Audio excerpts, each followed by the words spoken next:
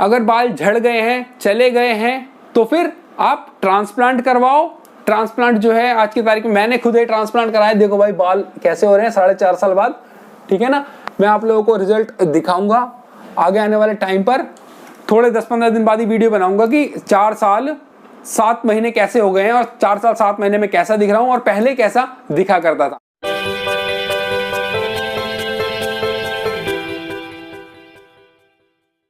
Hello दोस्तों, मेरा नाम है मोहित और आप देख रहे हैं आपका अपना फेवरेट हेयर ट्रांसप्लांट नो बकवास ओनली ज्ञान चैनल। दोस्तों, किसी भी बंदे का हेयर फॉल अगर हो रहा होता है तो उसे ये बात जानना बहुत जरूरी है कि उसका हेयर फॉल हो क्यों रहा है। अगर उसे रीजन ही नहीं पता होगा तो वो इलाज कैसे करवाएगा।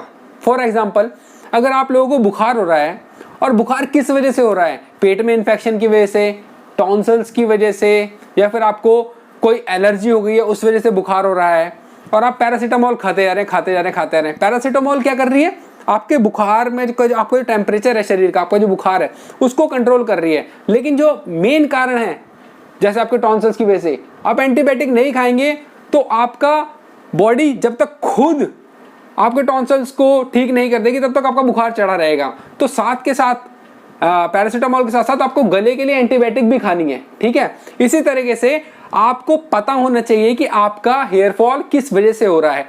यही वीडियो का टॉपिक है कि रीजन क्या है आपके हेयर फॉल होने का और उसको कैसे ठीक किया जा सकता है, उसके लिए कौन कौन सी दवाइयां मौजूद है मार्केट के अंदर। और कोई भी दवाई लेने से पहले किसी क्वालिफाइड डॉक्टर से कंसल्ट जरूर कर लेना। तो मैं भी आप लोगों को बताऊंगा कि मेरा रीजन क्या था लास्ट में, कि मेरे क्यों झड़ रहे थे। वीडियो के चलते चलते ही बात करेंगे इस बारे में, पता लगेगा कि भाई मेरा रीजन क्या था बाल झड़ने का, और आप भी पता लगाना मेरी बातें सुनकर के कि आपका रीजन क्या है। इसी से आपके बाल बचेंगे, इसी से बाल आप अपने स्ट्रॉन्ग कर पाएंगे, ठीक है। वरना हेयर ट्रांसप्लांट लास्ट ऑप्शन है ही। और हेयर ट्रांसप्लांट भी किस किस को करवाना चाहिए कोशिश करूंगा इस वीडियो के अंदर कवर करने की। तो सबसे पहले जो मैंने लिखा हुआ है, जेनेटिक हेयर लॉस। देखो, कई लोग होते हैं जिनके दादा की साइड से या फिर नाना की साइड से लोग गंजे होते आ रहे होते हैं उम्र के हिसाब से, जिनके साथ ये वाला केस है कि दादा, चाचा, नाना, है ना, मामा, ये सब लोग अगर गंजे हो रहे हैं तो इस बात के चांसेस 90% है कि आप लोगों के बाल भी गंजे हो जाएंगे धीरे धीरे आने वाले टाइम पर। लेकिन जेनेटिक को कंट्रोल करने के लिए कुछ मेडिसिन अवेलेबल होती हैं, वो मेडिसिन धीरे धीरे खाओगे तो आपका कंट्रोल में रखेगा। जैसे कि आपका जेनेटिक बोलता है कि आप 25 साल के बाद गंजे होना स्टार्ट हो जाओगे, आप दवाइयां खाओगे, आप दूसरी चीजें करोगे, है ना, तो आपका हो सकता है कि 10 साल आप आगे खींच लो और 35 साल के बाद आपके बाल झड़ना स्टार्ट हो। जिसका जेनेटिक हेयर लॉस है उसको बहुत ज्यादा ध्यान रखना पड़ता है शुरू से ही अपने बालों को लेकर के, ठीक है। अब मेरे केस के अंदर जेनेटिक हेयर लॉस कहीं नहीं है। मेरे दादा की साइड, मेरे नाना की साइड, मेरे पूरे खानदान में कोई गंजा नहीं था, तो मेरा जेनेटिक हेयर लॉस नहीं हुआ है। दूसरे तरीके का हेयर लॉस हुआ है जो आपको आगे चल के पता लगेगा। दूसरा कारण एक होता है DHT, ठीक है। DHT के कारण आज के टाइम पूरी दुनिया में 70% लोग गंजे होते जा रहे हैं, ठीक है। DHT कब होता है, देखो, हमारी बॉडी टेस्टोस्टेरोन बनाती है। टेस्टोस्टेरोन जो है ज्यादा मात्रा में अगर बन जाता है तो हमारा दिमाग बोलता है कि यार तो ज्यादा टेस्टोस्टेरोन बन रहा है, इसकी तो बॉडी की जरूरत भी नहीं है ना। इसका क्या कहता हूँ, DHT में कन्वर्ट कर देती हूँ, वो DHT में कन्वर्ट कर देता है। देखो, बॉडी के लिए DHT भी बहुत इंपॉर्टेंट है, लेकिन ज्यादा मात्रा में DHT बन जाता है तो वो बालों पे गलत इफेक्ट फेंकता है, नेगेटिव इफेक्ट फेंकता है, जिससे आदमी लोगों के बाल, मेल लोगों के बाल झड़ना स्टार्ट हो जाते हैं। वो धीरे धीरे मेल पैटर्न बाल्डनेस का शिकार होने लगते हैं, ठीक है। अब यहां पर मुझे लगता है कि मेरे पर DHT ने अफेक्ट किया है, ठीक है। इसी चक्कर में मेरे बाल झड़ रहे हैं, ठीक है। इसी चक्कर में मैं गंजा हुआ, क्योंकि जेनेटिक मैंने बताया कि कोई दिक्कत नहीं है, ठीक है। आप लोग भी देखना कि क्या आपके साथ ऐसा है या नहीं है ऐसा। अब अगले टॉपिक पे आ जाते हैं, न्यूट्रिशन की कमी। जी हाँ, अगर बालों को जो न्यूट्रिशन चाहिए वो वाले न्यूट्रिशन आप लोग नहीं ले पा रहे हैं अपने फूड से, ठीक है, तो आपको सप्लीमेंटेशन करने की जरूरत है। सप्लीमेंटेशन का मतलब कि कुछ दवाई लेने की, विटामिन लेने की, मिनरल्स लेने की जरूरत है जो आपके बालों के लिए अच्छे हों। वो कौन से विटामिन होते हैं, देखो आजकल मार्केट में बहुत सारे तरीके की दवाई मौजूद है बायोटीन की, ठीक है। बायोटिन मैं बोल रहा हूं एक कंपनी, एक दवाई का नाम है विटामिन का, बायोटिन एक विटामिन का नाम है।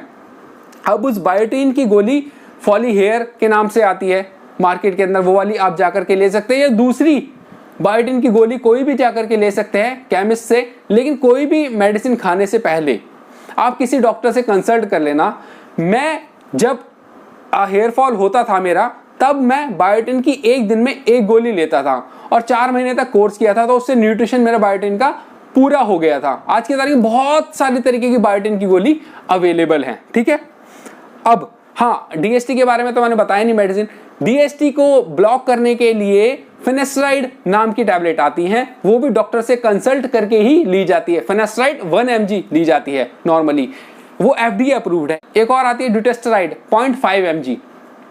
अब वो जो है एफडीए अप्रूव्ड नहीं है, लेकिन उसका असर थोड़ा ज्यादा है बालों को रोकने के लिए। फिनेस्ट्राइड और ड्यूटेस्टेराइड दोनों दवाइयां, अगर आप लोगों को पता है उसके साइड इफेक्ट क्या हैं, तो आप लोगों को वो साइड इफेक्ट होगा। साइड इफेक्ट क्या है इसका? सेक्सुअल डिजायर कम हो जाती है, ये उसका साइड इफेक्ट है, ठीक है। और इसको कम करने के लिए कुछ फिनेस्ट्राइड के साथ ओमेगा 3 की गोलियां और ये सब दी जाती है, जिससे साइड इफेक्ट कम होता है। कई लोगों को हो जाता है साइड इफेक्ट, कई को नहीं होता है, जिसके अंदर की अगर जो परसेंटेज में लिया जाए तो 95% लोगों को साइड इफेक्ट नहीं होता है, 5% लोगों को ही साइड इफेक्ट होता है, ठीक है। अब आ जाते हैं अगले चौथे पॉइंट के ऊपर। देखो, कई लोगों के जो हेयर फॉल होता है वो डैंड्रफ की वजह से भी होता है, और ये डैंड्रफ की प्रॉब्लम जो है सर्दियों में बहुत ज्यादा आती है, ठीक है। अब आप लोगों को जैसे ही डैंड्रफ हो रहा है, आपको एक तो प्रॉपर ऑयलिंग करके रखनी है सर के अंदर, हफ्ते में 3 दिन ऑयल लगाना है, ठीक है। अगर जो ज्यादा डैंड्रफ हो रहा है तो नीम ऑयल खरीद लें, 70-80 रुपए का आएगा केमिस्ट की दुकान से, या किसी भी दुकान से लेना परचून की, कोई सी भी कंपनी का। ऐसा नहीं है कि कोई अपने मनपसंद लोगे, या घर पे बना लेना नीम ऑयल। नीम ऑयल को बनाने के लिए सरसों के तेल के अंदर नीम के पत्ते डालो, उसे बॉयल करो और उसे निचोड़ के रख दो, ठंडा होने के बाद वो नीम ऑयल बन जाएगा कड़वा टाइप, ठीक है। उससे जो सर के अंदर इन्फेक्शन होता है वो भी मर जाता है और डैंड्रफ भी कंट्रोल में रहता है, ठीक है। ऐसे बहुत ज्यादा बढ़ता नहीं है, वाइट स्किन आपकी दिखेगी नहीं। तो नीम ऑयल ऑयलिंग बहुत इंपॉर्टेंट हो गई डैंड्रफ है। और दूसरा, शैम्पू बहुत ज्यादा इंपॉर्टेंट है, ठीक है। ये शैम्पू की बात नहीं कर रहा हूं मैं जो मार्केट में 3 रुपए के पाउच में आते हैं, 4 रुपए के पाउच में आते हैं, 5 रुपए के पाउच में आते हैं, है ना। जैसे हो गया हेड एंड शोल्डर हो गया। हेड एंड शोल्डर मैंने बहुत यूज किया है। अभी फिलहाल मैं इस वाले शैम्पू की बात नहीं कर रहा हूं, मैं उस शैम्पू की बात कर रहा हूं जो डॉक्टर प्रिस्क्राइब करते हैं। डॉक्टर प्रिस्क्राइब करते हैं सिलिसिया केटी, सिप्ला एटेक्स, ये शैम्पूस डॉक्टर रिकमेंड करते हैं जब जरूरत से ज्यादा डैंड्रफ किसी बंदे को हो जाता है। तो आप भी इस शैम्पू को लाएं। इस शैम्पू को हफ्ते में 2 बार यूज करना होता है। यूज कैसे करना होता है? शैम्पू लो, थोड़ा पानी डालो, मसलो, डाइल्यूट करो इसको करने के बाद सर पे अप्लाई कर दो। अप्लाई करने के बाद 5 मिनट तक रखो। 5 मिनट तक रखने के बाद हेड वॉश करो। हफ्ते में 2 बार करना है।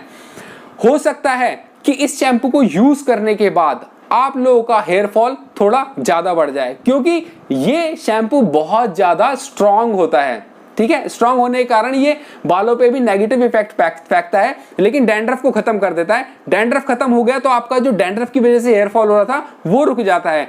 ये जो शैम्पू की वजह से हेयर फॉल हो रहा है ये टेम्परेरी होता है, ये वाले बाल ग्रो कर जाते हैं। डैंड्रफ की वजह से भी जो हेयर फॉल होता है वो भी कंट्रोल कर जाता है और दोबारा ग्रो कर जाते हैं, लेकिन हमें डैंड्रफ को कंट्रोल करके ही रखना है। डैंड्रफ के और भी नेचुरल तरीके हैं, यूट्यूब पे सर्च करना, आप लोगों को मिल जाएगा। अब आए थे पांचवें पॉइंट के ऊपर, सेबोरिक डर्मेटाइटिस। इसके ऊपर मैंने डिटेल में वीडियो बनाई है। इसके अंदर पूरा सर जो है सफेद डैंड्रफ से ढक जाता है, इन्फेक्शन से ढक जाता है, और कई लोग नाई के पास जाकर के उस्तरा लगवा करके, उस्तरा मतलब रेजर लगवा करके अपने जो सेबोरिक जो डैंड्रफ की परत जम जाती है उसको रिमूव करवाते हैं और सोचते हैं दोबारा नहीं आएगी, लेकिन उसके बाद वो दोबारा आ जाती है। क्योंकि प्रॉब्लम कहाँ है? प्रॉब्लम सर के अंदर है। और हम प्रॉब्लम सॉल्व कहाँ से कर रहे हैं? हम प्रॉब्लम सॉल्व कोशिश कर रहे हैं सर के ऊपर से सॉल्व हो जाए। उसे रेजर से हटा रहे हैं, उसे कंघे से हटा रहे हैं, उसे नाखूनों से हटा रहे हैं। वो ऐसे नहीं जाएगी, ठीक है। वो कैसे जाएगी?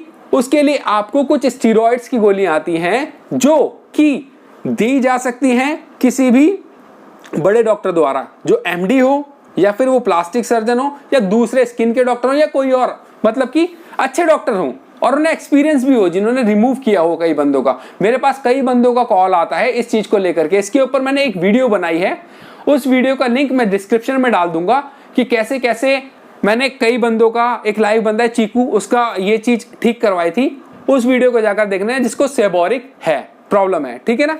अब आ जाते हैं छठे पॉइंट के ऊपर, एलोपेशिया। एलोपेशिया से भी बहुत लोगों के बाल झड़ रहे हैं, हद से ज्यादा बाल झड़ रहे हैं, और वो एलोपेशिया वाले बहुत परेशान रहते हैं, क्योंकि जो उनके बाल झड़ते हैं ना वो मेल पैटर्न बाल्डनेस की तरह नहीं झड़ते हैं, वो बीच बीच में गुच्छे की तरह गायब हो जाते हैं, यहाँ से गायब हो गए, यहाँ से गायब हो गए, यहाँ से गायब हो गए, यहाँ से गायब हो गए। और एक एलोपेशिया होता है स्कारिंग एलोपेशिया, जो नॉर्मल एलोपेशिया ऐसे ऐसे वाला, उसके तो स्टीरॉइड से ठीक हो जाते हैं बाल, है ना, उसका ट्रांसप्लांट भी हो जाता है, उसके बाल भी दोबारा से आ जाते हैं। और जिसको स्कारिंग एलोपेशिया है ना, उसके बाल तो झड़ते हैं और स्कार भी आ जाता है, और वो इतना बुरा लगता है, इतना डेंजरस लगता है, और उसका कोई इलाज भी नहीं है। थोड़े टाइम के लिए आप कंट्रोल कर लोगे स्टीरॉइड्स ले लेके, लेकिन बाद में वो झड़ेंगे ही, और जिसको स्कारिंग एलोपेशिया होगा उसका ट्रांसप्लांट भी नहीं हो सकता। ये बहुत दर्दनाक और दुखी सिचुएशन है किसी भी बंदे के लिए। जो गंजा हो रहा है वो तो बाहर घूम सकता है बिना असर दिखाए, सब कुछ करे, लेकिन जिसको स्कारिंग एलोपेशिया हो गया ना, वो बहुत ज्यादा गंदा भी दिखता है, और उस बंदे का कॉन्फिडेंस लेवल बहुत ज्यादा डाउन भी हो जाता है, ठीक है। तो अब इसके लिए भी स्टीरॉइड्स चलती हैं, किसी क्वालिफाइड एक्सपीरियंस डॉक्टर के पास जाओ, वो थोड़े टाइम के लिए आपको इसको कंट्रोल करेगा, लेकिन लाइफ टाइम इसका कोई इलाज नहीं है। बहुत दुख के साथ बताना पड़ रहा है मुझे। अब मेरे जो बाल झड़े हैं न्यूट्रिशन की कमी से नहीं झड़े, क्योंकि न्यूट्रिशन की कमी से अगर मेरे बाल झड़ते तो मैंने पुरानी वीडियो में बताया कि मेरे घर के अंदर जो दूसरे मेंबर हैं, पापा भाई बहन, उनके भी झड़े होते, लेकिन उनके नहीं झड़े, सिर्फ मेरे ही झड़े, ठीक है। डैंड्रफ की वजह से, डैंड्रफ जैसे ही होता है मुझे पता है कौन सा शैम्पू यूज करना है, मैं वो वाला शैम्पू यूज कर लेता हूँ, डैंड्रफ को फिनिश कर देता हूँ। सेबोरिक डर्मेटाइटिस मुझे है नहीं, एलोपेशिया मुझे है नहीं, जेनेटिक मुझे है नहीं, ठीक है। तो मुझे लगता है मेरा जो हेयर फॉल हुआ है वो डीएसटी की वजह से हुआ है, और मैंने आप लोगों को बताया शुरू में कि 70% लोग डीएसटी की वजह से ही गंजे हो रहे हैं। और डीएसटी को ब्लॉक करने के लिए दवाई मैंने बताई आपको, फिनेस्ट्राइड, ड्यूटेस्टेराइड, लेकिन कैसे खानी है, डॉक्टर से कंसल्ट करके खानी है। एक दवाई ड्यूटेस्टेराइड क्लिनिक बहुत धड़ल्ले से दे रहे हैं 0.5 mg, वो FDA अप्रूव्ड नहीं है मेडिसिन, आप लोग उस मेडिसिन को बिल्कुल ना लें। बहुत सारे क्लिनिक ट्रांसप्लांट करने के बाद सजेस्ट कर रहे हैं दवाई, ताकि रिजल्ट अच्छा आ सके, क्योंकि एग्जिस्टिंग हेयर ना उससे ड्यूटेस्टेराइड से स्ट्रांग हो जाते हैं। जब FDA ने अप्रूव नहीं किया, डॉक्टर लोगों को अलाउड नहीं है वो दवाई लिखनी, तो पता नहीं कैसे लिख देते हैं वो इस दवाई को, अब लिख देते हैं। और आप लोग खा लेते हैं, इसलिए भी खा लेते होंगे कि बाल बचाने हैं, और आपको शायद पता भी नहीं होगा कि वो इस तरीके की दवाई लिख रहे हैं। मैं क्लिनिक्स को सजेस्ट करूंगा, प्लीज भाई आप किसी की जिंदगी से ऐसे ना खेलें, और ये दवाई ड्यूटेस्टेराइड लिखना बंद करें, फिनेस्ट्राइड ही दें। आप लोगों को पता है एथिक्स क्या है और सब कुछ क्या है ना, आप लोग जानते ही हैं। आप लोगों को मैं क्या ही बताऊं, आप लोगों को बताना मतलब सूरज को दिया दिखाने वाली बात होगी मेरे लिए। मुझे जैसे बंदे को बोलना भी नहीं चाहिए आप डॉक्टर लोगों के लिए कुछ भी। लेकिन हाँ, बात उसी पे आ गई कि डीएसटी की वजह से बाल झड़ते हैं, डीएसटी को कंट्रोल करो। अगर बाल झड़ गए हैं, चले गए हैं, तो फिर आप ट्रांसप्लांट करवाओ। ट्रांसप्लांट जो है आज की तारीख में, मैंने खुद ही ट्रांसप्लांट कराया, देखो भाई बाल कैसे हो रहे हैं 4.5 साल बाद, ठीक है ना। मैं आप लोगों को रिजल्ट दिखाऊंगा आगे आने वाले टाइम पर, थोड़े 10-15 दिन बाद ही वीडियो बनाऊंगा कि 4 साल 7 महीने कैसे हो गए हैं, और 4 साल 7 महीने में कैसा दिख रहा हूं, और पहले कैसा दिखा करता था। तो दोस्तों आप लोगों को समझ आया होगा कि भाई मैं कहना क्या चाह रहा हूं वीडियो के अंदर, कि आप लोगों को ध्यान रखना है कि आपके बाल कैसे झड़ रहे हैं, और आपको वो वाली दवाई और उस तरीके से बालों को झड़ने से रोकना है। मिलेंगे अगली वीडियो में किसी और नॉलेज के साथ, तब तक के लिए bye bye, take care. Channel को लाइक कर दो और सभी लोगों को भेज दो जो हेयर फॉल की समस्या से जूझ रहे हैं, और सब्सक्राइब करके रखना, आगे आने वाली वीडियो आप लोगों के लिए ही बनाऊंगा मैं। तब तक के लिए बाय बाय, टेक केयर।